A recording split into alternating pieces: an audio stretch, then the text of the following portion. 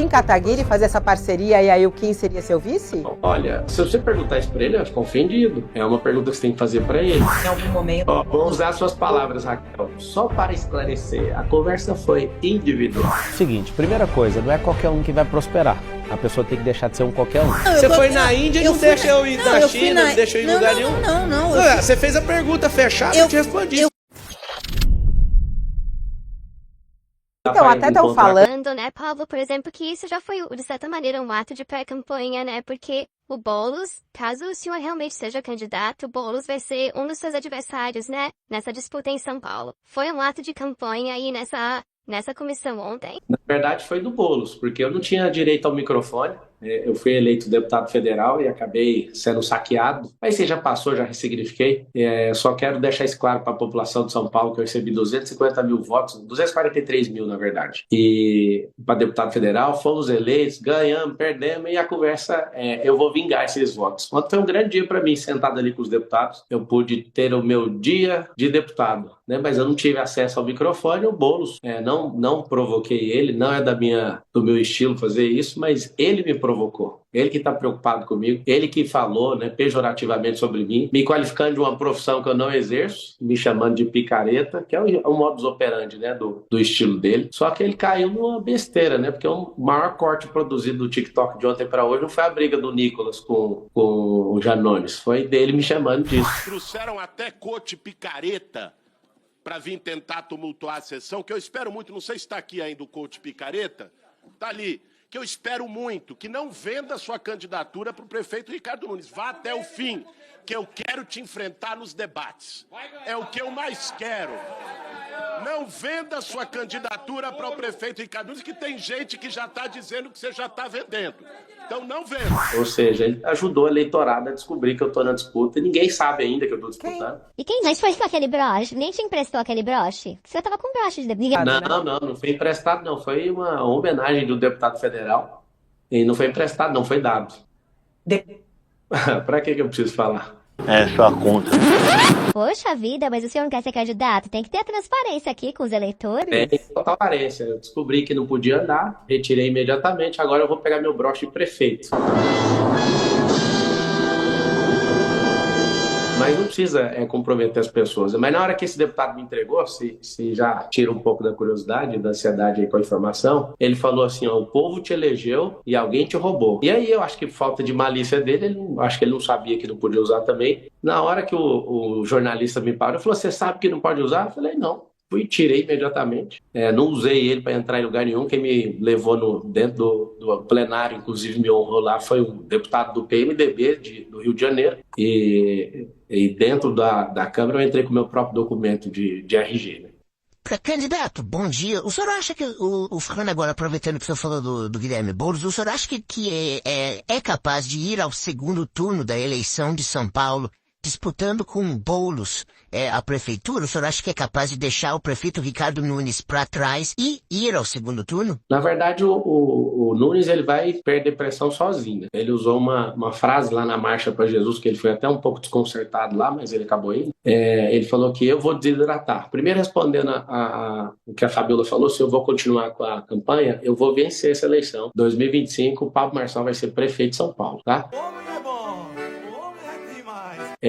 Foi um pouco assustador ontem, já vou na sua pergunta, Sacamão. Ontem eu fiquei no Congresso, tipo do Senado ali, na Câmara dos Deputados, e eu ficava ouvindo todo mundo falando assim, mas não é possível, esse cara é o novo Bolsonaro, porque eu tirei, sei lá, milhares de fotos, e todo mundo quer estar perto. As pessoas sabem que eu não sou um cara de brincadeira. Tudo que eu me propus a fazer até agora, eu fui até o final. Quando garfaram a minha candidatura para presidente da República, a convenção do PROS declarou às 10 da manhã que eu era candidato oficial, às 19 a Justiça derrubou a convenção, trocou o partido todinho e falou, uma vergonhagem. Eu insisti, não estava nos meus planos ser deputado federal, fui lá, virei a campanha para deputado, venci, tomaram. Agora, depois de ter aprendido tudo isso, eu estou com um aparato jurídico diferente, eu estou com pessoas diferentes, eu não estou fazendo mais nada sozinho. Agora, o Nunes, ele parece ser uma boa pessoa. Eu tô ouvindo algumas coisas dele, inclusive falei com ele no WhatsApp, eu acho ele um cara gente boa, não vejo nada demais, mas ele não vai conseguir não, cara, porque ele não tem pujança. O tônus vital dele não é de um governante da cidade mais importante do hemisfério sul.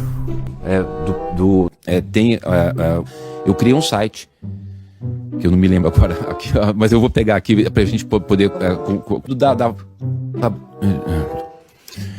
das 22 da noite, óbvio, da noite, né, às 22. É isso, deixa eu procurar. Não, obras... Alguém me manda aqui no Zap. É necessário fazer, não deu pra fazer tudo. O que não tá funcionando? Muitas coisas. Esqueci o bairro. Não, eu acho que a gente... Eu acho não. Que a gente... Eu só reduzi impostos. Eu só reduzi. É verdade, cara.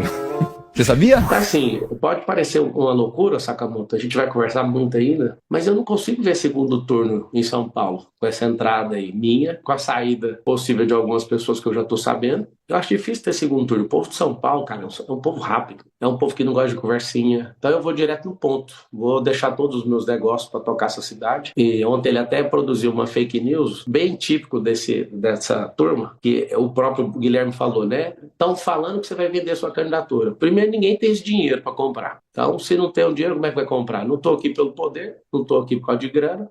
E vou resumir com 2 palavras. Parabéns! Pela lógica, você e o Ricardo Nunes disputarão um eleitorado semelhante. Vocês dois reivindicam o apoio, têm a simpatia do Bolsonaro e reivindicam o apoio do Bolsonaro. E, evidentemente, de novo, pela lógica, o eleitorado do Boulos não migrará para Pablo Marçal ou para Ricardo Nunes. Então, presumivelmente, haveria segundo turno com com Boulos de um lado, Ricardo Nunes ou, se você cresce na preferência do eleitorado, de onde você tira essa impressão segundo a qual não haverá segundo turno, porque a lógica indica que haverá um segundo turno, um personagem do espectro ideológico do Guilherme Boulos, do petismo e tal, e um outro personagem com uma aura mais conservadora. Não lhe parece isso? Por que não vai ter o segundo turno? Isso eu vou te falar faltando 121 dias, eu acho, para a eleição. Acho que é 17 semanas. Algumas coisas vão mudar agora nas próximas 4 semanas. Eu só corrigi uma impressão sua que está errada e da mídia inteira. Eu não fui buscar apoio do Bolsonaro. Eu não pedi nada para ele. Eu conheço o capitão. Ele não gosta que as pessoas peçam nada para ele. Ele é um cara que tem repulso disso. Eu jamais... Nunca que eu fui lá para pedir apoio dele. Zero. Inclusive, não fui pedir a medalha, ele que me deu a medalha. Eu fiquei muito honrado. Agora, eu fui pedir conselho. Porque no cenário, quando o presidente Bolsonaro entrou na disputa, os institutos de pesquisa falaram, pela lógica, que é a mesma expressão que você está usando, o teto do Bolsonaro é 7%. Ele foi lá e aí ele foi um verdadeiro sem teto, né? Foi quebrando esse teto do instituto de pesquisa. Datafolha me liga e pergunta para mim, o que você acha da pesquisa que foi feita, Folha de São Paulo que me ligou, da pesquisa que foi feita falando que seu teto é 15. Eu falei assim, você está usando qual método para isso? A lógica é o seguinte, depende demais do método que a pessoa usa. Eu perguntei, há 2 dias atrás você tinha um método aí prevendo que eu ia entrar e ter 10,4% na pesquisa? Não. Você está usando análise preditiva, você está usando hipótese e tal. Eu vou te explicar o seguinte, eu não cheguei ainda, eu vou agora contar para o povo que eu estou na disputa. Só que o Boulos adiantou o negócio. O que é a minha visão, tá, ô Josias? Com muito respeito. Eu não fui atrás do apoio do Bolsonaro. A linha ideológica do Bolsonaro é contraditória à do Nunes. Nunes apoia, tem um partido amarrado com o PT. O Nunes é um cara que está querendo se desvincular do Bolsonaro. Ontem eu vi uma senhora na periferia, recebi esse vídeo, inclusive eu vou postar ele no Pablo Marcal no Instagram. Uma senhora falou assim, Nunes, não é muito contraditório você ter o apoio do Bolsonaro, que fez o que fez como presidente? O Nunes desespera. Você é bolsonarista? Eu sou ricardista, eu sou um apaixonado pela cidade. Essa história de ser bolsonarista é curioso, né? Porque, por exemplo, o Pablo Marçal não tem o apoio formal de Bolsonaro. Só que ele meio que se declara bolsonarista, né? Com o apoio dos bolsonaristas. E o senhor tem o apoio formal do Bolsonaro, né? O senhor, ele indicou o vice. Então, eu acho que essa é uma questão, né? O senhor levanta a bandeira, é bolsonarista de carteirinha? Tem a carteirinha, sou bolsonarista ou não? É isso? Eu sou ricardista, trabalhei muito para ter o apoio do presidente Bolsonaro. Você não vai achar em nenhum momento da minha história, das minhas publicações, das minhas entrevistas a vocês fazendo crítica ao presidente Bolsonaro. Pelo contrário. Eu achei aqui um momento em que o senhor criticou o Jair Bolsonaro. Na ocasião, o senhor disse que a fala dele era agressiva, desnecessária, desleal, com quem não pode se defender e com quem agiu corretamente na família. É uma desfeita muito grande de senhor se unir justamente com Jair Bolsonaro. Olha, o bolsonarismo cobra a fatura. O bolsonarismo cobra a fatura. Não, eu que sou o prefeito. Ou seja, minha avaliação pessoal, não vou falar nada que o Bolsonaro falou para mim. O Bolsonaro é muito pesado pro Nunes. Então, agora, o que eu descobri ontem, Josias, no Congresso Nacional, é que todo mundo de direita falou o seguinte: cara, nós vamos pedir autorização para te apoiar independente do que o partido falar. Marçal. Ou seja, nós estamos com a dificuldadezinha. A ideologia não bate. Antes de Pablo entrar, uma coisa é ser anti-Bolo. Qual que é o interesse dessa política velha? Formar a polarização para esquecer os outros candidatos. Só que eu cheguei e o negócio vai ficar um pouquinho diferente agora. Andar com fé eu vou, que a fé não costuma falhar. Marçal. Você saiu do encontro com Jair Bolsonaro dizendo que ele não apoiaria Ricardo. E aí, na sequência... Onde Jair eu disse? Eu não falei que ele disse. É o seguinte. Porque tem uma vírgula. Pode, claro. Deixa ela concluir a pergunta. Na sequência, ele saiu da conversa com você depois das suas declarações e deu entrevistas dizendo que sim, ele apoiaria Ricardo Nunes. Por que você saiu da conversa para ir ontem? Condição, né? Então, aí tem um detalhe. Eu não falei da fala dele, eu falei o que é a minha visão. Conhecendo ele pessoalmente, é diferente. E sustento o que eu falei. É porque assim, ó, vou te explicar aqui, vou tirar a vírgula pra você entender. Nunca vou falar em nome dele. Eu não sou assessor dele e não vou falar por ele. Agora, o Bolsonaro deixou claro e sempre deixa a granada na mão do Nunes. Existe uma granada na mão do Nunes. Mas ele falou alguma coisa para você que te desse essa impressão? Porque o que ele falou para mim, Raquel, o que ele falou para mim, nem minha esposa vai tirar de mim.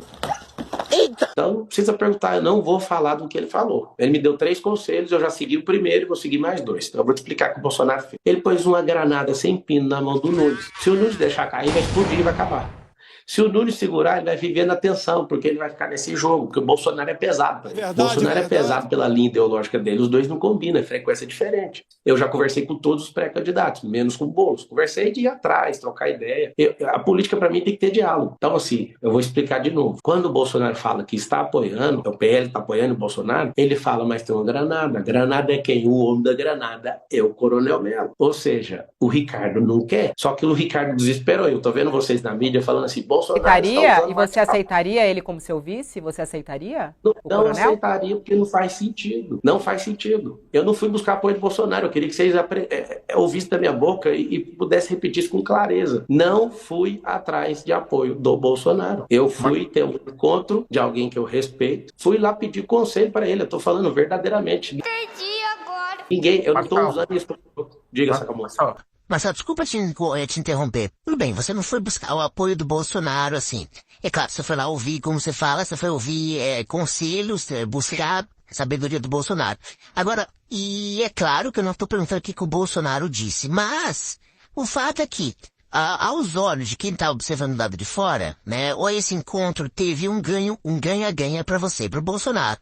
Por um lado, você se mostrou uma pessoa que faz uma articulação, que conversa, que é recebido pelo ex-presidente da República, né, e que tem nele e que ele vê em você uma pessoa que merece ter um apoio, quer ser conversado, ser dialogado, e por outro lado, o Bolsonaro também ganhou, que acabou utilizando o fator Pablo Marçal para pressionar Ricardo Nunes, não? E sabe o que eu penso, Sakamoto? Se der certo e eles continuarem juntos, é muito bom para mim. Por quê? O peso do Bolsonaro na campanha do Nunes atrapalha o Nunes no discurso dele. É assim, ali é um negócio que dificilmente vai sintonizar a frequência. Eu sou bem articulado politicamente há muitos anos. Devo ter acesso, sim, do meu WhatsApp pessoal com deputado, mais de 300 deputados ali. E eu vou chamando, e ontem todo mundo ficou impressionado, porque eu vou andando e ligo, as pessoas param então dá a entender, né, Pablo? Você tá completamente mergulhado na política, é isso que a gente está entendendo. O teu objetivo é realmente ser candidato, o senhor quer ser candidato à prefeitura e quer ser o prefeito de São Paulo. Dá a entender. Não, que causa... eu sou o prefeito de São Paulo 2025, eu não entro em coisa para brincar. É bom porque quando a gente entrevista um coach, ele tem todo esse discurso forte. eu sou o prefeito, você vai ter que passar por eleição ainda, calma, né? Não, deixa eu... Eu um favor para vocês também, né? Vocês podem me chamar sempre, eu vou dar respostas para vocês. Estou atendendo, inclusive, pessoalmente os jornalistas.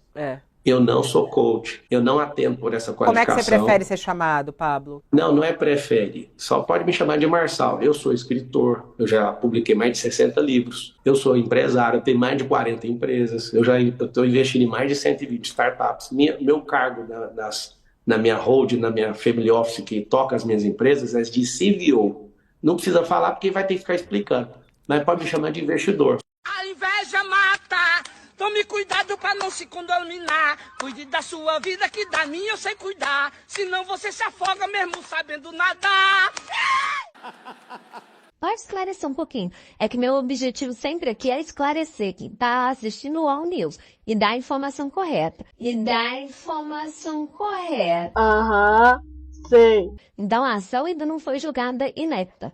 Como você estava falando, o que aconteceu foi que o juiz pediu informações adicionais, certo? E para a União e esclarecer o pedido de liminar. É só isso. Obrigado por você esclarecer. E deixando claro também, eu tinha te pedido, se você quisesse pegar a informação, você poderia falar com o advogado. Mas não foge da pergunta do Sakamoto, né, Marçal? Qual foi a pergunta?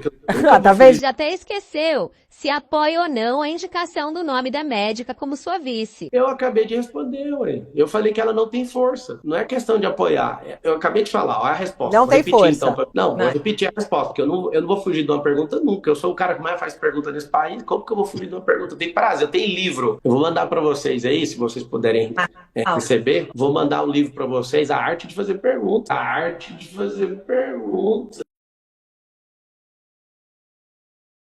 Eu respondi, primeira parte, ela não tem força com o partido. Marçal, deixa eu te fazer... Deixa só ele responder, Raquel, deixa só ele responder essa. Deixa eu só...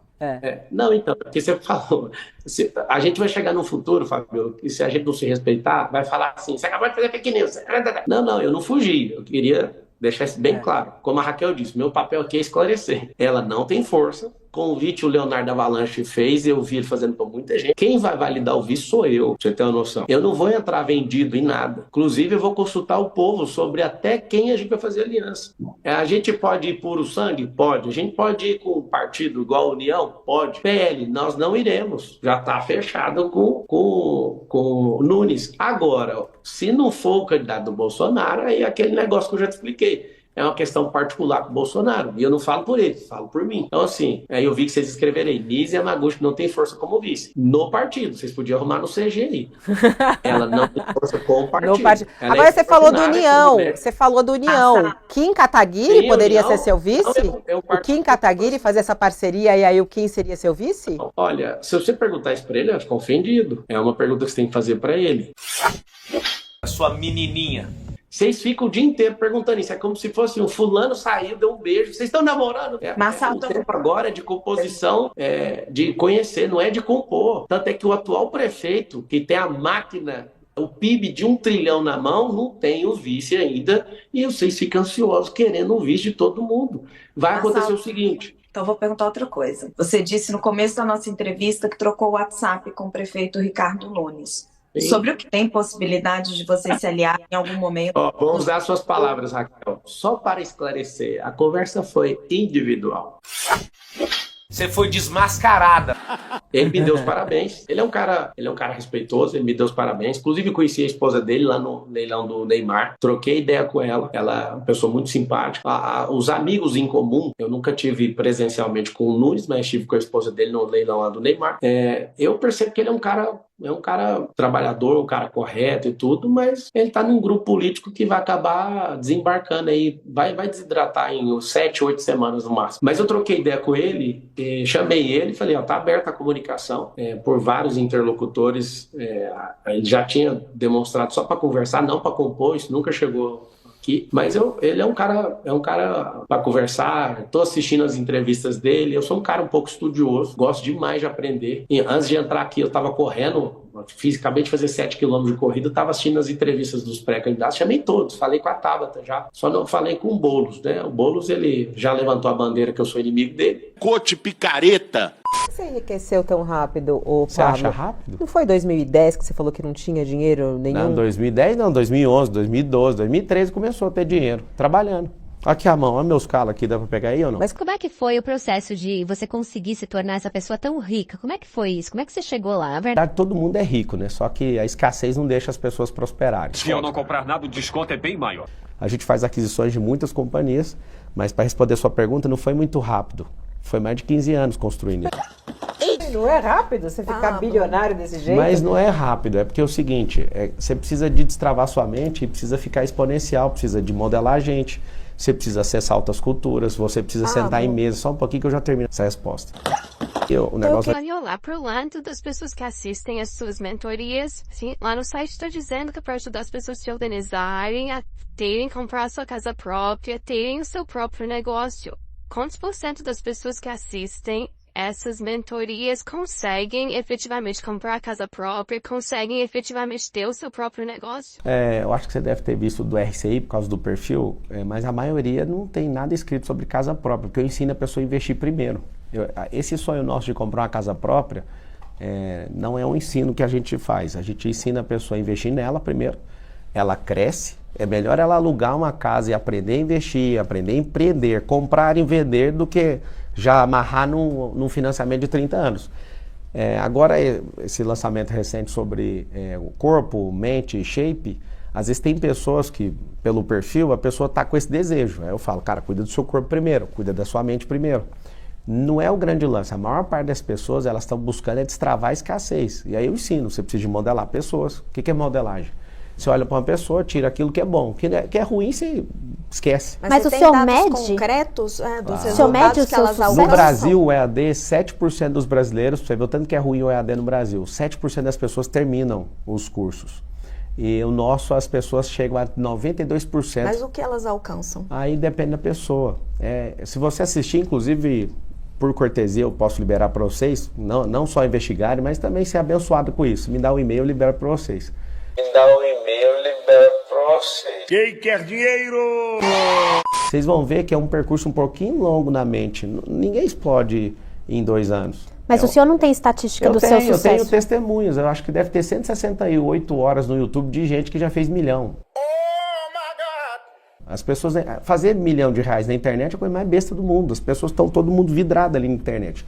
Você cria um funil de vendas, cria um storytelling, vai lá, faz um lançamento, qualquer pessoa, qualquer um, jornalista comum, se falar eu quero fazer 1 milhão, dá conta de fazer 1 milhão. Mas vamos trazer isso para São Paulo, né? São Paulo é uma das cidades também muito desiguais no nosso país. Quando você fala sobre essa questão da prosperidade, muita gente vê isso, claro, todo mundo quer ser próspero, todo mundo quer ser bilionário como você, óbvio, bilionário não, mas pelo menos 1 milhão, acho que você falou que essas empresas têm mais de bilhões aí, se for vender todas elas. Mercado, né? Então, mas é isso que vale, né, na hora de contar ali. Como é que você vai fazer isso na cidade de São Paulo? A tua proposta é fazer com que todo mundo fique rico, todo mundo seja próspero, todo mundo tenha um shape legal, como você promete, porque é mentalidade, shape e riqueza.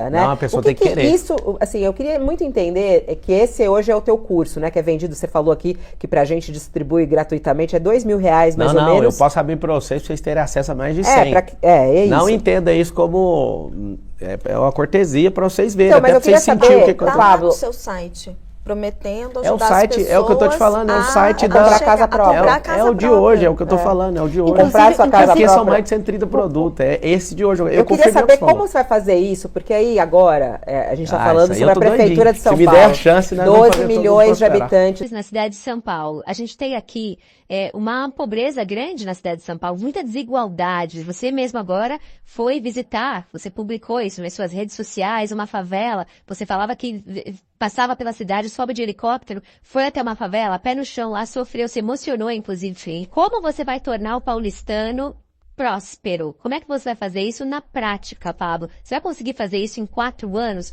Ou essa é uma promessa vazia? E como é que as pessoas vão entender isso? É o seguinte, você achou que eu enriqueci do nada, mas é um processinho, acordando 4h59 da manhã todo dia, aprendendo muito, já li mais de 1000 livros. Não achei que era do nada. Você tá colocando, como você fala, você tá colocando você falou na minha que foi boca. rápido, Eu perguntei. Né? Falei, claro. É claro. É o seguinte, primeira coisa, não é qualquer um que vai prosperar. A pessoa tem que deixar de ser um qualquer um. Corte rápido. Desses 12 milhões de paulistanos, vamos chamar todo, mesmo que não seja daqui, vamos chamar todo mundo de paulistano. 3,5 milhões, você pode falar o que você quiser, essas pessoas não vão conseguir fazer nada. Elas estão num estado de subnutrição, isso atrapalha o desenvolvimento cerebral. Essas pessoas estão debaixo de ataque, né, da segurança pública e elas se sentem como animais nessa possibilidade que elas estão colocadas. Essas pessoas, a maioria, não tem nenhuma atividade para ocupar a cabeça delas. E o que a gente precisa fazer com elas? Nós temos 12 perfis comportamentais. Então tem 63 mil na rua. Leva de 6 meses a 2 anos para recuperar essas pessoas. Meu líder de plano de governo, que é o Sabará, ele deixou o secretariado do Tarcísio para vir andar comigo, no nosso grupo. Ele comprovadamente ele já tirou 3.500 pessoas da rua e deu emprego. Então tem atendente do call center que estava na Cracolândia há 3, 4 anos atrás. A galera pira quando descobre isso. O que acontece? A gente precisa de fazer as pessoas saberem o perfil que elas estão e convidar elas para avançar. Então a pessoa que não tem emprego em São Paulo, a gente não pode demonizar os empreendedores porque são eles que arrumam, eles que dão emprego, não é o governo que dá emprego. Então se eu não ajudar com algum tipo de incentivo, as empresas elas não vão crescer. E não é para o empresário ficar mais rico, é para ele prosperar e dar mais emprego.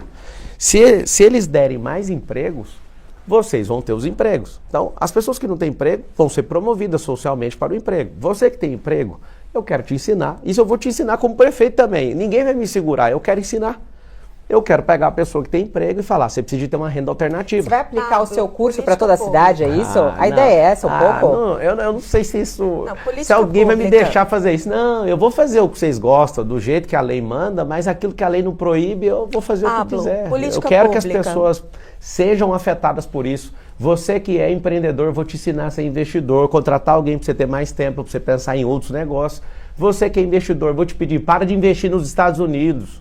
Nós vai dar uma mentoria gratuita para a população de São Paulo. A ideia é essa? Imagina, claro, abrir tudo para esse povo. Vamos falar um pouquinho. Você imagina a gente encher no estádio Itaquerão, lotado de gente e falar, vocês estão desempregados? Então aqui, ó, vocês vão fazer isso. Conta comigo, eu vou fazer. Eu tenho energia para ser prefeito de São Paulo, para amar o povo, para ir na favela toda semana. Vocês vão me ver toda semana indo na escola. Eu sou dono de rede de escola infantil também.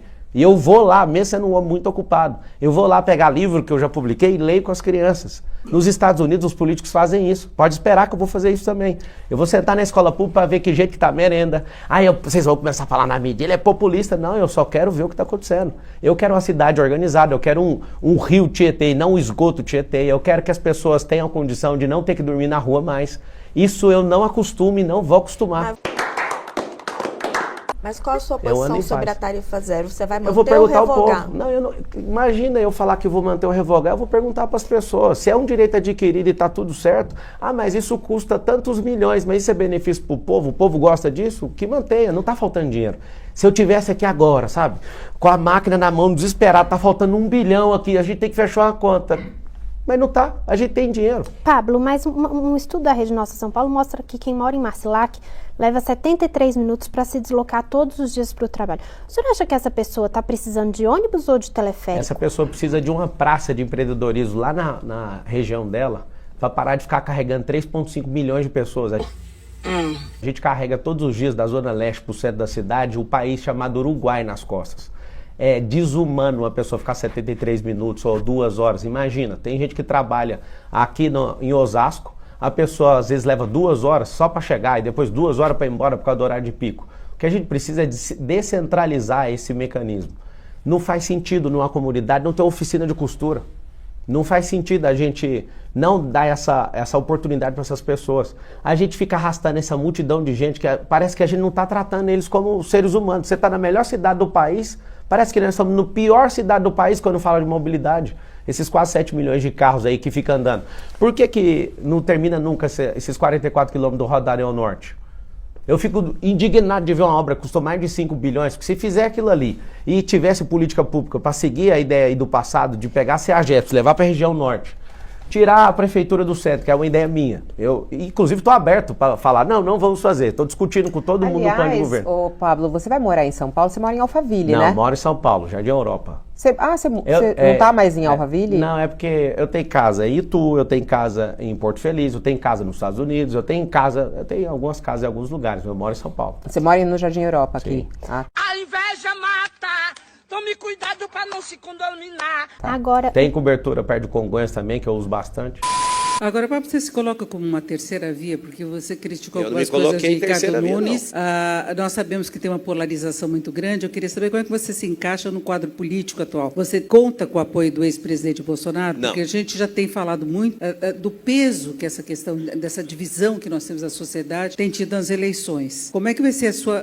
Não vai ter aliança política? Vai ter aliança, inclusive está conversado com muita gente, é o que a gente mais está fazendo. Então, mas os outros candidatos já estão formando a base deles. Ótimo, e vai mudar tudo, porque a pesquisa é que manda. Os investidores dessas campanhas, eles ficam desesperados, porque o cenário parecia estar desenhado. O Kim, com o seu teto de crescimento, não tem a pujança para chegar onde ele quer chegar. A Tabata, ela fica batendo no Ricardo, sendo que ela não tira a voto do Ricardo, ela tem que bater no Boulos, mas eles são do mesmo lado. A conjectura política é muito simples. Tabata não cresce, o Kim não cresce, o Datena, com todo respeito, pelo que ele fez nas últimas eleições, eu acho que ele não vai sair nessa. E se for sair, vai ser uma grande surpresa, porque aí vai embaralhar um pouquinho. Mas se ele falar, não vou, aí vai recompor esses votos. Vai para onde esses votos? Vamos lá. Com a minha entrada, aquilo que parecia certo ficou incerto. O sonho de todo político, de esquerda e de direita, é ter a polarização, porque é isso que retroalimenta o outro. Então, para o Boulos ter o Nunes é muito fácil. A figura, o tônus vital, a falta de presença de comando do prefeito atual faz com que o Boulos tenha muita confiança. Para o prefeito é muito bom ter o Boulos, porque ele é o cara que tem a maior rejeição. O Lula tinha a maior rejeição e ganhou. Isso não interessa. Vai ouvindo. O que a gente, inclusive a Folha de São Paulo lá publicou, não sei se foi a Folha, Folha, sei lá quem, publicou que eu tenho a rejeição maior que a do Nunes. Eu fiquei surpreso, porque quem tem pouca rejeição nem ganha voto. E eu fiquei, cara, como que eu tenho a rejeição maior que a do Nunes? Aí eu pensei, o povo não sabe quem é o Nunes. Então, o que é que acontece hoje? As pessoas estão olhando para esse cenário, não tinha um candidato com essa linguagem minha. Eu entro nessa linguagem, todo lugar que eu passo, as pessoas estão falando, pelo amor de Deus, você vai mesmo? Vai não, nós vamos viabilizar tudo e eu vou governar por 208 semanas essa cidade. A terra que eu mais prosperei foi a cidade de São Paulo e eu vou devolver isso para o povo. Aí você fala, como? Eu não quero ser político de gabinete, não quero ficar sentado na cadeira. Meu primeiro dia eu vou virar essa cadeira de cabeça para baixo. Vou arrumar um jeito até de deixar uma live lá transmitindo para todo mundo ver. Não quero ficar com bunda em cadeira. Você vai me ver. Você gosta de aparecer? Gosto. Você vai me ver em trator, em reta escavadeira, levantando, arrancando asfalto. É muito parecido com o Dória, hein? Eu não sei. Exatamente a mesma coisa. A diferença minha do Dória é que a minha calça não é apertada, eu tenho Que cara mais engraçado. Eu vou cumprir o que eu falo.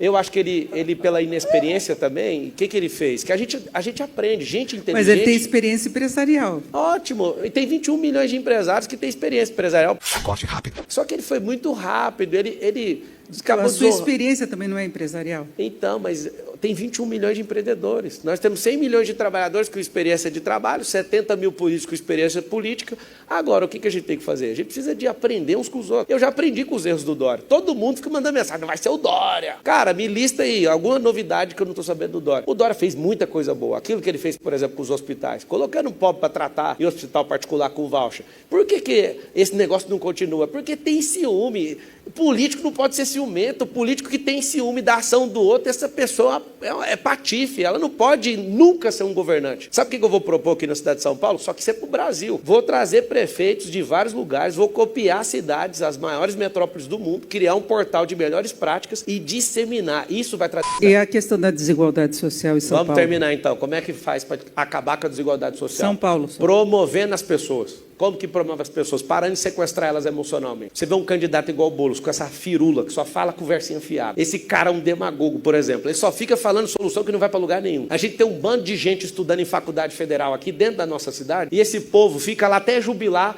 porque eles viraram um bando de militante e não produz nada. Você não vai achar um filósofo, um pensador que sai da USP aqui mais. Não sai. Esse povo virou tudo militante. Nós precisamos de ter gente que pensa. Claro que a educação, na esfera municipal... Mas a USP está nos rankings. Eu quero falar. falar. Deixa eu só terminar a linha. Eu quero muito ouvir o que o senhor vai falar. Então eu deixa só queria eu falar. apontar uma coisa. A USP está sempre no primeiro ou segundo lugar nos rankings a USP tá de internacionais e parabéns. latino-americanos Depois você acha um como, pensador. uma grande universidade. E militante para a esquerda, só para a esquerda. E eles vão me perseguir, aí vocês vão perceber o que eu estou falando. Corte rápido. Seguinte, a nossa esfera municipal é de ensino básico, ensino infantil. E eu sou dono de escolas também. Eu estou em mais de 19 mercados diferentes, com mais de 40 empresas. De aviação, loteamento, imobiliário, vocês imaginarem. Rodando MVP também de banco, de plataforma. Eu tenho 1,5 milhão de alunos no meu sistema educacional. 1,5 milhão de alunos. Então, assim, o que eu quero falar para você? Vamos diminuir a desigualdade social. Como que diminui? Gerando emprego. Como que gera emprego? Para de ficar sarrafiando o empresário. Uma proposta que não vi nenhum político nesse Brasil até hoje propor é que nós vamos ter isso em São Paulo. Todas as instituições desse país vai virar braço de ensino para o progresso de todo mundo. Te dar um exemplo. O cara falou que tem uma ONG, então vai ter um braço de ensino e você vai ensinar. Vai ensinar... Tem gente que não está na informática ainda, está no celular, mas ele não sabe mexer com informática. Tem gente que não sabe nada de tecnologia, tem gente que não sabe nada de finanças. Estou doidinho para ver o Boulos do debate e perguntar para ele, e aí, a escola municipal nossa vai ter ensino financeiro? Por que esses caras não querem que ensinem isso? Porque a pessoa vai parar de depender do Estado. Nós precisamos de aumentar, por exemplo, vamos pegar lá, vamos criar o cheque, é uma vontade minha, tá? De criar um cheque reforma. Chegar na família e falar, não, vamos pintar essa casa sua, vamos reformar essa casa sua. E aí, você sabe o que acontece? Essa pessoa tem um benefício de ir lá e fazer isso e aumentar a energia dela, a motivação dela ao acordar e falar, eu quero produzir. Eu quero falar para todo mundo que é desempregado, vamos arrumar um emprego para você. Você que é empregado, você já está 10 anos fazendo a mesma coisa, vamos para o desafio, vamos empreender. Mas tem que ter geração de emprego. O empresário tem que ter empresa e negócio suficiente para gerar emprego. Então, mas não é o empresário que muda, é o incentivo ao empresário. É só não atrapalhar o empresário. E qual o incentivo? Vamos lá. Primeira coisa, se você pegar o modelo de algumas cidades que são campeãs aqui do lado, Barueri. Barueri tem 10 isenções, 10 não é isenção, são 10 categorias. Incentivos, obrigado. 10 incentivos fiscais. O que acontece? Hewlett Park está lá, as maiores companhias do Brasil estão lá. E por que foram para lá? Porque a primeira conversa é esse benefício. Lá, quando começou 50 anos atrás, a explosão, foi por causa disso. Eu conheço o prefeito de lá que fez isso. Ele vai ser um case para a gente trazer para São Paulo, que está provado, quanto mais eficiente você for com o imposto, mais emprego você vai gerar. O que você tem que fazer? Se você trouxer empresas para cá, empresas não vão vir porque você é legal. Vai vir porque tem oportunidade. Nós precisamos de uma energia para aguentar. A cidade de São Paulo não tá aguentando a energia, né? Porque você imagina, esses quase 10 mil pontos de luz que tem aqui na cidade, só de rede pública de iluminação. Se você olhar para a capacidade geradora de energia, a gente tinha que ter incentivo para colocar placa em cima dessas casas. E não tem energia para aguentar isso aqui. Vai entrar num colapso, porque isso aqui não para de crescer. O Brasil inteiro quer vir para cá. Então, aí você fala, como é que reduz a desigualdade social? Com geração de energia. Todas as vezes que o Brasil cresceu, inclusive o próprio Lula um dia deu os parabéns para um cara chamado Emílio Garrastazu Médici. Foi o cara que mais teve o PIB, que mais cresceu no Brasil, na história do Brasil. 10 pontos de crescimento, salvo engano. E aí, por que ele cresceu desse jeito? Porque ele foi no lugar que tem que investir, chamar matriz energética. Ninguém vai construir no papo, no gogó. Você quer diminuir a desigualdade? Investe em matriz energética. Se você tiver energia, eu consigo trazer as empresas. Deixa comigo, eu pego o jato, pego o meu mesmo, gasto do meu bolso e vou trazer as indústrias. Vai ter emprego sobrando. Mas qual o tempo de maturação desses projetos? Tudo tem um começo, e começa pequeno. A maturação de cada projeto. Agora, vou cobrar resultado, a prefeitura aqui, a população, em um prazo mais curto. Inclusive, se você quiser se reeleger, para continuar até o final desses projetos. É o prazo de maturação. Porque eu acabei de levar uma bronca aqui do diretor, que eu estou te chamando de candidato, e é pré-candidato. Então, eu vou te chamar. Nós estamos no pré ainda, falando as bandeiras. Não pode, a legislação eleitoral diz que eu não posso na verdade, na legislação, ou de pré-candidato ou de Pablo. Na legislação, ela não te proíbe. Proíbe eu me promover como candidato. Se você errar todas as vezes, não vai te dar problema, tá? Fica à vontade para errar. É Marçal. Pode me chamar de Marçal, meu sobrenome. Marçal. Lembra que o Mar tem sal, vai esquecer nunca mais. De placa. Se você tiver aquele pedágio que vai trazer eficiência, presta atenção nesse pedágio. O pedágio é assim, ó. Você entra, pega o papel, o tanto que você rodar, quando você sair daquilo, você puxou do papel. E aí você paga. Deixa eu entender melhor isso daí. O paulistano paga, se ele sair de uma ponta da cidade para outra, ele vai pagar pedágio? Então, qual que é a lógica? Para circular na cidade? Vamos lá. Você faz um contrato, né? Olha o contrato de ineficiência. Vamos pegar aqui agora e vamos pôr o pedágio. O contrato, na hora, parece uma grande vantagem. Mas aonde que o empresário ganha? Ele ganha depois de 20 anos. Ele vai lá, investe, gasta o dinheiro. É assim eu quero saber o custo para a população. Não, eu estou te explicando como funciona. Vou te dar um exemplo aqui de plataforma de petróleo. Leva 40 anos para ter um payback. Um pedágio desse aí leva de 20 a 30.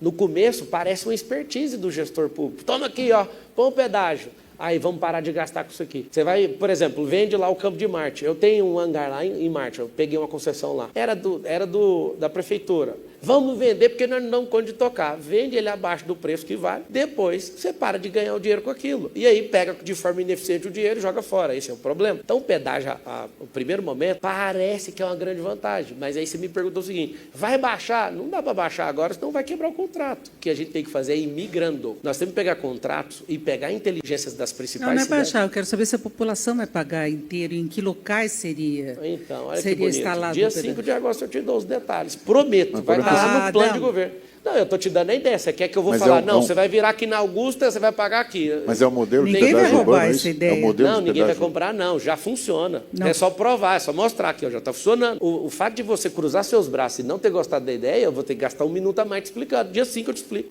Corte rápido. Tá. Mas é um pedágio urbano, é isso? Claro. Modelo. É o seguinte... Não, porque já se pensou nisso, por exemplo, para diminuir o trânsito no centro da cidade por causa de poluição. Isso é uma coisa que já se pensou. Eu não estou entendendo em que pontos que seria... Isso aí eu preciso do a ideia inicial eu achei que era para quem chegasse na cidade. Não, chegar principalmente. Se você, por exemplo, colocar um pedágio nesse eixo central maior, para as pessoas que estão atravessando a cidade, elas vão fazer o quê? Vai ter que ir pelo rodoanel. Ninguém quer usar o rodoanel, quer atravessar rápido aqui para sair na outra ponta. Então, se você está vindo de fora, vai ficar mais caro. Eu falei, talvez você não notou, de fazer os 9 bolsões, até para fazer evento e grandes estacionamentos nas 9 entradas, salvo engano é 8 ou 9 entradas de rodovia em São Paulo. Para quê? Para criar uma conexão modal aí com todos os outros meios. Né? Por que não tem teleférica aqui em São Paulo? A gente poderia fazer desses bolsões para levar até as estações, por exemplo. A gente tem... Né? Vamos limpar lá o Tietê, vamos terminar, né? Tá indo bem. Eu não sou crítico desses caras que não pensam e não analisam. O Rio Pinheiros. O Pinheiro está limpando. O Rio Pinheiros está limpando, eu estou vendo, está sendo arborizado, eu vejo o progresso, eu não sou o ignorante. Só que isso aí a gente consegue matar isso muito rápido. E aí a gente pode pôr o transporte fluvial. A gente tem que pegar o que cada cidade atende melhor. A gente não precisa de um gênio, a gente não precisa de um Einstein para resolver nenhum problema. Estava falando da segurança. Disposição. Né? Carros, mudar o modelo de guarda é nacional, é legislação nacional. Naquilo que tange a questões administrativas, o prefeito pode fazer. Inclusive, foi uma bola muito dentro, colocar armamento pesado para a guarda, eu acho que traz um respeito absurdo. Não precisa de andar de 2, a gente tem que ter mais carro. Esse negócio de... É aí que tem que tomar os cuidados. Os grandes contratos aqui em São Paulo, que eu sei que é onde eu vou tomar empurrão até na parede aí. Que eu já até comecei. Não tomar um empurrão, mas já recebi umas ligações. Cuidado com o contrato, não sei de quê. Não quero ouvir esse tipo de conversa agora. O problema de São Paulo é esse. Ela está 100% sitiada para grandes grupos. E eu sou empresário e não defendo isso, não. Eu prefiro que 20 empresas tenham um contrato do que uma empresa só. Para serviço público, isso cria um modelo de competição, faz mais gente prosperar e quem é ruim tem que sair. Deixa eu te perguntar uma coisa, você vai rever todos os contratos ou você vai cumprir os contratos que estão em vigor? Não, tem um termo latim que chama pacta sunt servanda, que significa os acordos, os pactos devem ser cumpridos. Tá. Não vou voltar a pacto nenhum, desde que não fira a lei. Se a lei é contra, não tem pacta Mas quem vai fazer esse pente fino? A sua equipe? É claro que é a equipe. Só que você tem o Ministério Público. Nosso poder de Ministério Público, já, depois que assinou o contrato, ele... Não, tudo bem, mas se você vê uma irregularidade, você entrega para ele. O prefeito não é o xerife dos Estados Unidos. O prefeito é o cara que tem que ser gestor e tem que olhar 2 coisas. Gente e número. Você que está assistindo essa sabatina, eu quero que você tenha plena confiança que pela primeira vez em São Paulo vai ter um gestor social. O que é isso? Um olho meu vai ficar para número, para ninguém roubar a gente. Esse outro olho aqui é para a gente. Se você tiver um modelo de gestão que olha só para a gente, gente, esse povo vai passar fome. Se você tiver se você olhar só para a gente, vai fazer só merda, porque não vai investir em matriz energética, não vai investir em infraestrutura, não vai investir em nada. Vamos dar tudo pro povo, O povo vai lá, acaba e acabou. Marcelo, eu não queria que terminasse a coisa antes de te fazer uma pergunta, assim, muito... Se vocês quiserem continuar perguntando depois da transmissão, eu estou dentro. E obrigado pela oportunidade. Você falou da China, você fez vários elogios e falou de várias coisas boas e tal. Eu estive na Índia conversando com alguns economistas e sociólogos que me dizem o seguinte: o grande mérito da China foi ter investido muito em educação. E eles estão na nossa frente. Isso me disse economistas quando eu estava lá na Índia. Porque eles investiram maciçamente em educação. Você me disse aqui que você investe você está no setor em escolas particulares. Sim. Minha pergunta é: há conflito de interesse um empresário na área de escolas privadas e um prefeito que precisa precisa investir em educação pública. Só pegar carona na sua pergunta, que você falou não só da educação, você é empresário de diversos setores, né? Exatamente. Você vai se afastar de todas as suas empresas? Eu tenho um cargo hoje de CVO, que é um cargo só de a pessoa que dá a direção. Eu nem vou na empresa. Eu tenho sala para receber alguns, né? Quando eu vou fechar alguns contratos, eu participo disso. Eu tenho um CEO, eu tenho, assim, até então, para assim, responder. Mas veja bem, não há conflito de no interesse lance da educação, eu acho que isso é muito importante, muito relevante para o país hoje. E citando você colocando a China exatamente, todo esse progresso chinês e o sucesso chinês ali na economia me disseram, economistas lá na Índia que acompanham isso bem de perto, me disseram que deve-se à educação. Sim. Como você vai tratar a educação em São Paulo? Já falei, a coisa inovadora vai ser todo tipo de instituição. Primeiro ano, conscientização. Segundo, né, por força de lei, vou ter que ganhar as pessoas e provar que esse modelo funciona. Todo tipo de instituição vai ensinar tecnologia, empreendedorismo, finanças, coisas básicas de nações que vão progredir. O que a gente aprende, mais de 90% dos alunos hoje terminam o ensino médio. Todo tipo de instituição pública. Vamos lá. O que precisa para o povo prosperar? Primeira coisa, eles têm que entender quem eles são. Primeira coisa, a prosperidade ela é natural. Eu sei que vai ficar parecendo uma palestra, mas eu tenho que te contar para você nunca mais entender isso aí diferente. Toda a riqueza que existe num país não é outra coisa a não ser suas riquezas naturais que a gente conhece aí como commodity. Então, tudo que é rico é água, terra, animal, gente. Riquezas são bens naturais. Pacto de realidade imaginativa, que são acordos, storytellings e conversa fiada para tudo, da noite para o dia, de 1 milhão passa para 100 e depois quebra. Grandes bancos americanos, a maior companhia da história do mundo, companhia das Índias. Educação em São Paulo vai ser pública ou privada? Claro que é pública. Isso, era só isso, não precisava você ter dado a volta na Índia também, não? Você foi na Índia e não deixa eu ir na China, não deixa eu ir em lugar nenhum? Não. Você fez a pergunta fechada, eu te respondi, sim. Na Índia, porque eu estou falando, você foi na China e eu falei, o sucesso chinês, quem me disse foram pessoas que conhecem bem não é só isso, não. E acompanham, se deve muito mas não é só isso, à não. educação. Não, vou te contar então o segredo. O segredo é um projeto de 40 anos, eles estão concluindo ele nos próximos 6 anos. E em 6 anos vai passar os Estados Unidos. O que é 40 anos que eles colocaram? Nós vamos criar a maior rede de infraestrutura do mundo. É porque você foi lá na Índia. Não, mas é que eu queria pontuar a educação pública. Então, você vai valorizar a educação pública, investir em educação pública, claro. Como vão ser as escolas, acho que a Mara está falando professores... que tem essa discussão sobre privatização do sistema de educação. Então, você sabe por que as pessoas querem privatizar? Só vai ser privatizado o que não funciona. Se você vota, não pode falar de voto, mas se por acaso você mudar sua posição, que hoje, pelo seu olhar, você jamais vai apertar meu número lá na urna. É só uma leitura. Não, eu não quero ser indelicado, é uma leitura. Eu vou te conquistar, calma. Vai dar certo, confia em mim. Para mim, pode continuar sendo público. Se olha, por exemplo, o modelo americano, o ensino é muito caro. Eu não quero tirar um benefício que o povo tem. Eu quero trazer eficiência para as pessoas crescerem. Meu modelo... E a escola pública adoraria eficiência. E vai ter. É assim, eu sei que é chato toda hora eu responder tecnologia, mas foi isso que me fez ficar muito rico. Claro. Eu já fui rico e já fui pobre. Então eu sei que eu estou te falando, só um pouquinho. Nessa questão da educação, não, é que eu quero acrescentar uma coisa.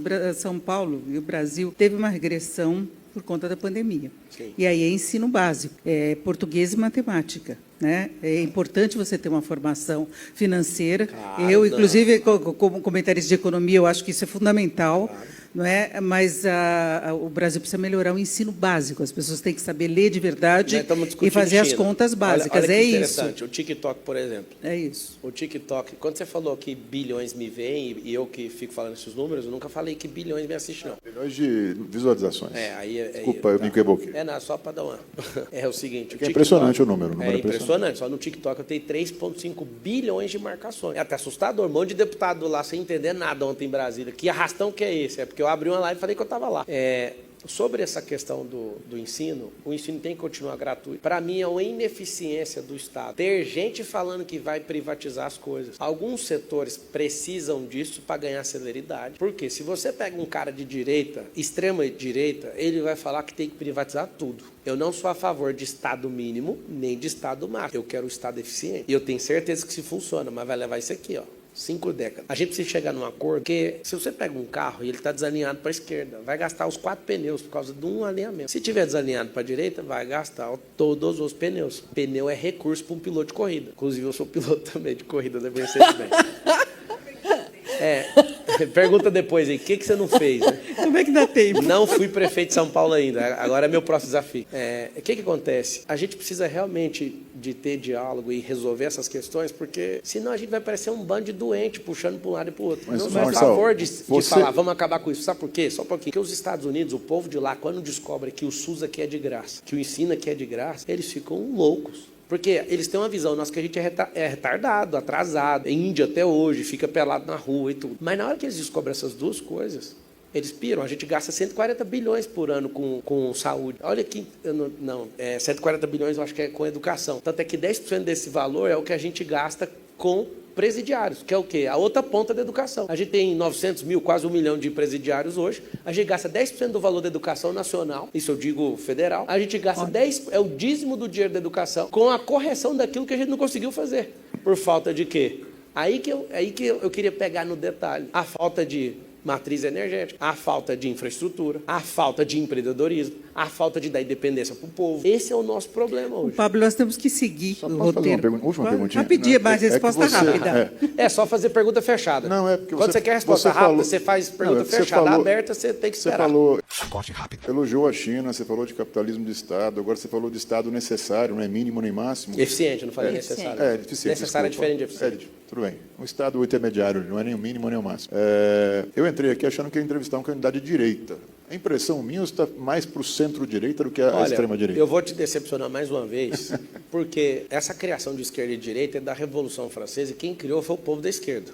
Então tá aqui os trabalhadores, tá aqui os caras que é dono das coisas, os nobres, a conversa é essa. Os da esquerda começaram a falar, aqueles povos lá da direita. Essa discussão, 200 anos já, talvez. Vai acabar que dia? Vai acabar que dia esse delírio? O fulano da direita, aí fica todo mundo, você tá mais ultradireita? É centro-direita? Aí deixa eu falar uma coisa pra vocês. Eu só quero o progresso, para de encher o saco. Eu não estou respondendo o saco para você, mas para tanta doença que tem nesse país, politicamente falando. Vou dar a resposta que você quer. Eu não sou comunista e, pasmem, mesmo tendo um grande grupo empresarial, eu não sou capitalista, eu sou governalista. Da onde você tirou isso? Aí a lupa lá agora vai pesquisar. Eu criei esse termo e vocês podem rir o tanto que quiserem e eu vou virar político com isso e eu vou provar e no futuro alguém vai falar, foi aquele maluco que criou isso. Eu vou explicar o que é. No socialismo, todo mundo tem que ter igualdade. Igualdade não existe. Ponto, acabou. Se fosse assim, Deus não criava o inferno, ia ser só o céu. Igualdade, a Constituição Federal fala, todos nós, lá no preâmbulo da Constituição, somos iguais, artigo 5º, quer dizer, todos nós somos iguais perante a lei. Qual que é o problema? Eu pago mais imposto sobre imposto de renda do que você. A gente não é igual perante a lei. Aí, por isso que a gente tem que ensinar. Princípio da isonomia. Isonomia, tratar os iguais de forma igual, os desiguais de forma desigual. O que acontece? Só que o fato de eu ter empresas e ter uma inteligência fiscal nisso, eu acabo pagando menos imposto que você, mas na minha pessoa física não. Eu pago mais que você, nas empresas não. Ou seja, não somos iguais. Qual que é o problema da desigualdade? Eu sei que vocês não vão concordar de primeira, mas a gente vai refletir junto. E eu vou provar para vocês que está certo. O problema da desigualdade é querer que todo mundo seja igual. Nós não somos iguais. Nós somos seres completamente independentes. Você não é a cópia de ninguém. Você tem 50% não é ser igual, é você ter o mínimo necessário. Não, o mínimo pelo necessário, menos, se você tiver... Com progresso. O meu mínimo não é uma régua alta. Não, então, se você contar para mim o que é o mínimo, eu assino e falo assim, eu vou dar o mínimo para as 12 milhões de pessoas. Não, não estou falando mínimo que é começo até casa, não. Meu mínimo é uma régua alta. Não, deixa eu te explicar. É isso. A igualdade não existe. Nós temos que ir para o nosso ping-pong para encerrar, Marcelo. Pode ir.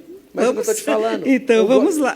O governalismo é a pessoa cuidar dela, porque o Salomão, há 3.000 anos, falou um negócio muito forte. Isso me marcou. Está lá em Provérbios. A pessoa que governa a si mesma ela é mais forte do que uma pessoa que ganha uma guerra contra a cidade. Na época, a cidade é como se fosse ganhar uma guerra contra a nação. Governalismo é você cuidar da sua vida primeiro, para depois você querer cuidar dos outros. Então, se você governa a sua vida, sua casa, seus negócios, a comunidade onde você está inserido, você é uma bênção.